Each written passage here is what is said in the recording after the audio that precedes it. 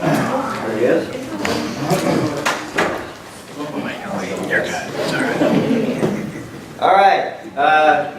Roy Turner is a member of our broadcast team. He's a DJ. He's been in the music business for a long time. Glad he's part of the team. Thank you, Roy. He came along last year. Former DFW West Coast and current J-Cup champion, Americos. So, we hope you all enjoyed the documentary. This guy in the middle. Yeah. I think y'all see my name way too much as it is. Mars, tremendous job.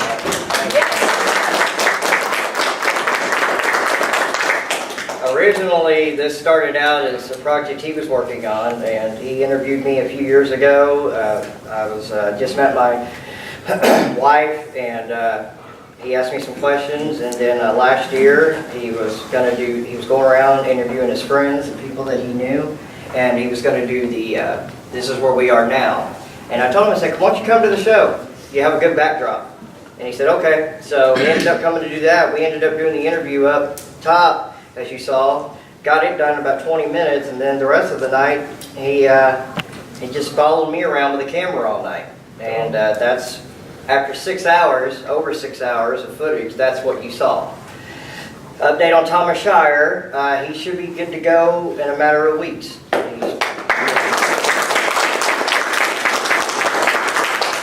He's been rehabbing like crazy, and he even told me that he might be going back to Japan for another tryout, so good for him. Good for him. So if anybody has any questions or any statements or anything, feel free. We're here. We figure we take about 30 minutes and talk. So if anybody's got anything, don't be shy. Dude, keep the wig. Right. Yeah, I have a lot less hair today, you can see. But, I was getting into character there for the. We loved it. Actually, unfortunately, we missed that particular show, and getting to see this was really, really awesome. We had issues that time and couldn't be here, but we consider this our home promotion. Sure. And the work that you all do has just been awesome. Well, as you saw, David is He's a killer, an isn't he? inspiration to us all to put in that kind of work ethic. And as you saw, the message there at the end. If you're willing to put in the work, you can make it happen. Like David, probably like most of you, I grew up a massive wrestling fan, and I wanted to be a part of it in some way. And never really had the chance to do it. And if I was going to do it, I wanted to be the kind of product that he was putting out. Again, I love professional wrestling, but what I was seeing on television in the Indies wasn't reflective of my own personal taste. A few years ago, our photographer Andy here, you guys all probably know Andy, invited me out to a show that he had done. What was it, Benbrook or something? Cinderis? Cinderis, yeah. Was it Old School Hustle? Yeah. Because I heard that Stan Hansen was going to be there, and if you guys know about Old School Wrestling, of course, you know who Stan Hansen is, and I wanted to come out there, and anything that's going to be kind of like, I come from, like you said, from the world of music, so I come from punk rock and hip hop and that sort of thing. So anything that's like by the people, for the people is always going to get my attention. So when I saw that he had put on this amazing show, it really roped me in there. So again, all the credit here to Mr. Fuller here for putting in the work and while we're all here today. So. No, I appreciate that. I'm blessed. I'm doing what I'm supposed to do. Y'all make it easy to do what we do. Y'all are always here. You support us. Today's kind of a reset because we obviously had some stuff happen at the beginning of the year in our family, and wasn't really sure how we were going to go on, if we were going to go on. And but I'm proud to say that we're here today. We've got a loaded lineup, and this is really cool what we were able to do with this documentary. So I wanted to give y'all something different, and I think you're really going to enjoy the show tonight. Who's Who is here. We've got a loaded lineup, and we're just blessed to have y'all here. It's absolutely amazing. So again, if anybody's got any questions or any statements, what's up, man? I'm sitting here and I'm watching what you did for what was more or less a normal show. And I was thinking in my head, that time when everything froze over, and David had to reschedule that and then work that time to get back in. Was that the toughest time you've ever had to try to put together a show, or what was? Parade of Champions was a real challenge because it was WrestleMania week, and Cornette was on my tail about it because it was his idea, and he just wanted me to succeed, and so he was on my tail about it. If something wasn't right, I heard about it. Let me tell you. So Jim rode my tails, and I'm glad that he did because he made me work that much harder.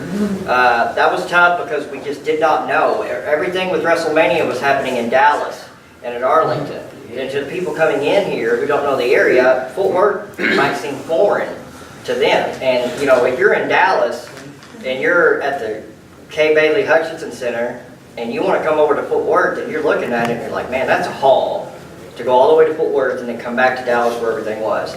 So we were really worried, but I said, you know what, I got to do it here in Fort Worth. Fort Worth's what I know. We'll be the only thing happening in Fort Worth that weekend. And we had the historic Ridgely Theater, which is such a tremendous venue. And can we turn that laptop off maybe, Luke? What? Or can we turn that laptop off? I got it. Thank you. So I don't feel like I'm being updated. So, yeah. Parade of Champions was hard, but obviously in the end it paid off. A lot of work there. Yeah, that was tough. It's always a gamble. You never know. When you book a date and you're 3 months ahead, you really can't tell what the weather's going to be. I mean, like at any given time, we could book a show any other time, and if we're not dealing with winter weather, we could be dealing with severe weather and tornadoes, especially here in Texas, where that seems to happen every other day. So it's always a gamble. Well, the lights might go out. He says the dude's from Oklahoma. Oh yeah, y'all too. Yeah, exactly. Y'all too. So Oklahoma, the Southwest. The lights could go out. We had a situation last January when the lights went out, and y'all kept it going. So One of my favorite moments in wrestling ever was during that show when the crowd, when you asked everybody to put their phone up for the lights, and people started chanting, "This is awkward." yeah, that was a fun show. But yeah, that all-out insanity that we had to postpone. That was a tremendous weekend. We had Carson coming up from College Station. We had so many people coming from so many parts of Texas. And that night, we set up the ring that night. It was just me and my wife, Anthony, the guy who owns the ring, and his wife. It was just us four, and I got a picture of me on the ring trailer, scooping off snow and ice, sweeping it off myself. Don't have a crew there. And we set up the ring, and then we got home, and we just made the decision. We said, we're not going to do it. And we're not going to put everybody's health in danger. I would hate for somebody like James to drive up here and then drive home and be in an accident late on a Sunday night because he chose to cut. That would stick with me. So I just said, we're not. I'm not greedy. I'd rather everybody be safe and come back. And so that day we went up to the venue and we shot promos. And Luke got to play in the ring, so he was happy. He had a whole day to play in the ring, which he never did. And we rescheduled for April, and I posted anybody who had a ticket could get in that day. If you want a refund, let me know. And thankfully, no one asked for a refund. And we had about 300 people in April when we rescheduled it. So that told us that the audience likes what we do, and they'll stick with us as long as we respect them. And that's the main thing. We respect y'all so much, and we don't want to insult anybody's intelligence. We want to give everybody a good show. Sometimes we put on a lot of matches, and we've been trying to figure out what's the perfect amount. Like today, we have a pre-show match plus 9 on the main show. It's a lot of matches. It's a big event, but it's a little more than what we're used to putting out. We'll go back to the normal format in the summer. So, but yeah, last show, Americos and Gregory James. Were y'all here for the Iron Man match? Yep. I mean, that was killer. It almost went 35 minutes. And so, I mean, Your Nintendo skills were awesome. Thanks.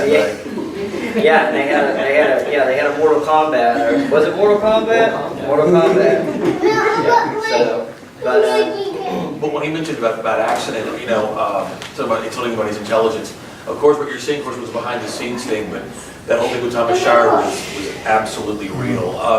For those of you guys that were here, actually saw the match or whatever, when the break actually took place was actually where the announcers, I wish Rob and Tyler were here as well, but right where the announce table was right where the brick broke took place, and you could hear it happen. If you saw the footage of me talking to David after the show, I was just like, because that moment, it was very, very clear, very distinct that something wasn't part of the show there, And as you saw, not to cut you off, but as you saw, we took care of it. And that's what I was going to follow up with.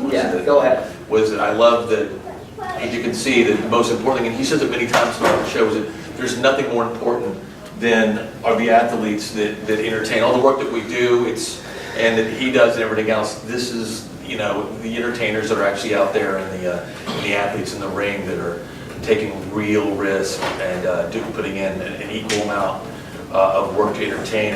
And in that match, Americos, that you guys had, there was some crazy, crazy spots in that match, if you guys saw that. And so I was just so happy that nobody else got hurt that night. I was exhausted. Can you talk about that match a little bit to people who might not have been there? I think that match was kind of a full circle match for myself and Gregory James. Anyone that's known myself and Gregory James, we've run into each other, I feel like, not just in Texas, but across the country, like in California, in Louisiana, in different places. And, there's a mutual respect between myself and Gregory James. And I saw him once before the show, and we just shook hands, we hugged, and we just, made the best man win. And, I'm not going to claim I was the best man, but I still have the J Cup, and Gregory James one of the best in the country. And I have played with us all tonight, and I think he's a very real threat to me. He's one of the biggest up-and-coming guys in the States. So, Gregory James is one of the best, but I think Fuego del Sol could easily be one of the next best guys, so we'll see what happens tonight. At least you're not wrestling Charlie Haas. Man. You're not wrestling Charlie Haas. Yeah, our talent, I'll get to you right in a second, Sean. Our talent is, aside from all of you, we want to make sure y'all get home okay, same way you arrived. Maybe a little tired and ready to go to sleep as soon as you get home, but the talent's the same way. We've got talent from Oklahoma, we've got talent from Tyler, we've got people coming up from Austin for Inspire Pro. We have people coming from all parts of the Southwest. Everybody needs to be able to go home tonight and get back to their families and their lives healthy. So the welfare of our talent is number one, is key. I'm very hard on the talent about protecting themselves, not doing anything stupid, but still entertaining y'all. There's a line, and they follow. If they want to continue working here, they'll follow it. But I don't allow my talent to go in there and take risks that'll hurt them or make the show suffer. We just won't do it. And that's the policy I have, and I appreciate the talent who wants to work here following it. Yes, Sean? You mentioned that y'all did Parade of Champions at the Ridgely Theater. Is there any possibility of returning to the Ridgely with another live band? Yeah, we're in negotiations. We got to have the right show. The Ridgely is a venue that it's one of the bigger venues, probably the biggest that we ran in, maybe up with the Sendera Center.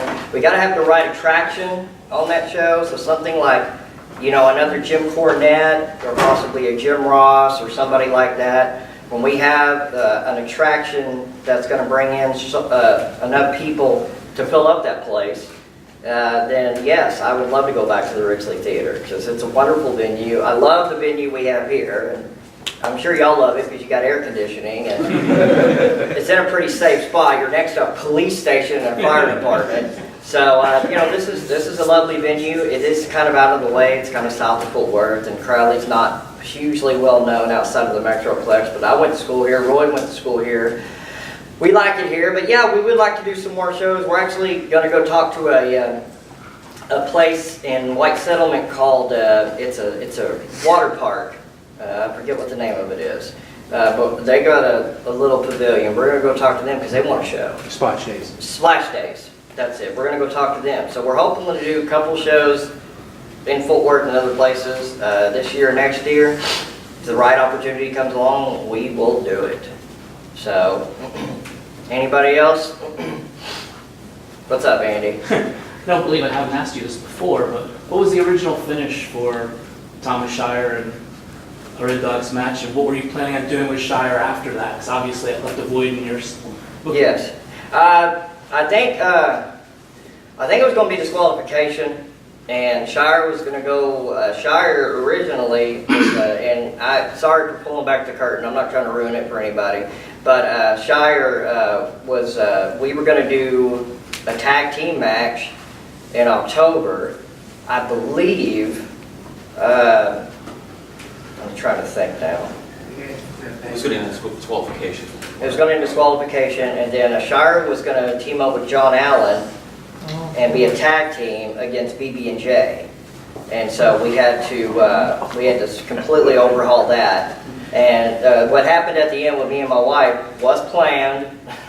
So as you saw, me and Rodney was scared to death. Rodney didn't want to hurt her. But she knew enough to just do that. And we wanted Rodney to kind of go off and kind of be like he used to be. Which was he was devastating in the 2000s. He was the meanest guy. I mean, he was nice to us, thank God. But he was just in the ring. He was the meanest guy around. We were just trying to bring some of that back. But again, we're PG, so we're going to do things. And we don't like to do intergender or mixed matches. We just don't. I'm not a big fan of it. I don't want my kid to see a man beating up a woman in the confines of a match, and him go to school and try to body slam a girl and say, "Well, my daddy said it was okay when we were in a match." So I'm going to get called to his school enough as it is. That's just one less thing. But so we wanted to do something that looked like it happened inadvertently, but at the same time he caused it. So, but yeah, Shire, and I believe Shire was going to, after that, going to something with John Allen over the course of 2016. Who had their hand up? Anybody? After Andy? Somebody? What's up, James? I was wondering what the reaction was locally with all the different promotions here in the Dallas-Fort Worth area when Americos and Gregory James halted in the middle of a match and played a video game. 'Cause I saw it on YouTube, Yeah. I saw it on your page. A lot of us, there were some who didn't like it, and I told them, I came up with the idea. I told them they were up there that day, and they were, and I told them, I said, just do it, whatever, I'll take the heat, because I thought it would be kind of cool. I mean, don't take yourself so serious. No, I mean, it was Yeah. very Sure, cool tell. the way it came. I heard some stuff afterwards. There was one old timer who said he was an old timer. He looks like a guy who's been working at Walmart for 25 years. He tried to, not that there's anything wrong with that, but he tried to tell me that he's been in the business for 25 years, and he cussed me and said, "Oh, you don't respect the business." And I'm like, "Whatever, dude. You look like a guy who works at a gas station, so you don't like me, whatever." And but I had conversations with people, and I went to Dusty Wolf, and Dusty I respect immensely, and I said, "This is what it was. Sponsor. It's like 30 seconds. That's all it was. Watch it. And if you're offended, I'm sorry."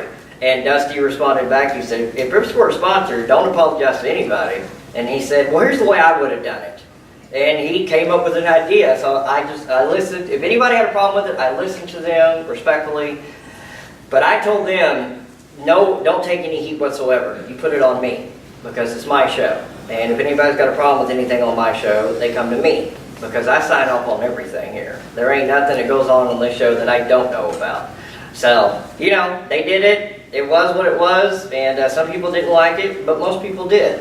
Did you get any? Not at all. Most of the crowd. And that was what I was going to say. We had like hundreds of thousands of views on that on social media and on YouTube, because even Strong Style brand advertised it. It got more publicity for myself, for Greg, for the company, and for the sponsor. So I felt like it was a win-win for everybody. Yes, Jeff. I didn't get to see it live, I just saw it up here. As an old-time wrestling fan, you watched it, I mean, there's a rhythm. If you're a wrestling fan, you see the rhythm coming on and you go, there, he won, and here comes and it was there, and it was just like, oh, that's so satisfying. It was. So I just want you to know that from that perspective, it totally worked. Okay. Well, very you good. know, also, it's one thing I get asked about a lot, because it did go viral, like you mentioned. Right. You know what I mean? And I collaborated with a retro arcade, and I also have a professional DJ. So I've used that in the footage of that in my DJ show. Yeah. We had, with McClurdy, we hosted a WrestleFest game tournament and everything else, and we showed that footage on all the screens. It's one of the things I get asked about the most, and people loved it. So on my end of it, it was a completely positive thing across the, you know, I said I'm going to put it in my DJ show and stuff before, so. That's a So I hope you guys enjoyed it. So I think that's one of those classic wrestling off-the-wall moments that would just go down in history. I mean, as it's being nothing, so fun. it's nothing more disrespectful to the business or worse than half the stuff I see today involving people's genitals and. But it was unique and spontaneous, and it was fun, and Right. it was, Great. you know, it was great. Right. I was hoping Cornette wouldn't see it, and thank God he didn't. So if he saw it, I was gonna take my whooping for it. But you know, and even Jim, I would have told him what our thinking was, and it was for a sponsor, and I think Jim would have understood it. But, you know, I would have taken it, and I respect him, and I wouldn't dare say, oh, you don't know what you're talking about, I do. So, what were you going to ask? I was going to say it worked because of who it was. Yes. Those guys were That's having, very true. they were having a battle over being, you know, respect type Yes. thing. You know, they were respectful of each other. Yes. If it was you and Rodney after that, who wasn't doing that, Right. then that would That would have made, It's yes, very, very, very solid. That's very solid. That's why it worked. yes, yes. Yes, I agree 100%. But, you know, we're lucky to have the audience that we do, and that's why we work as hard as we do. We're here at noon or 1 every show, and I don't, as you saw, I don't leave here until probably close to midnight. And it's like my wife's off work today. I'll barely get to see her and my son, but we're here and we're doing our thing, and we love doing it because usually y'all are happy with the end product. And I don't enjoy it. Like people ask me, when do you enjoy it? Because you never look like you're enjoying it. And when I'm finally home and I'm in bed and everything, I enjoy it then, because then I can reflect. And then I can watch people's statuses and see people talk about the show and look at pictures and stuff. Then I can enjoy it, because then there's nothing to do.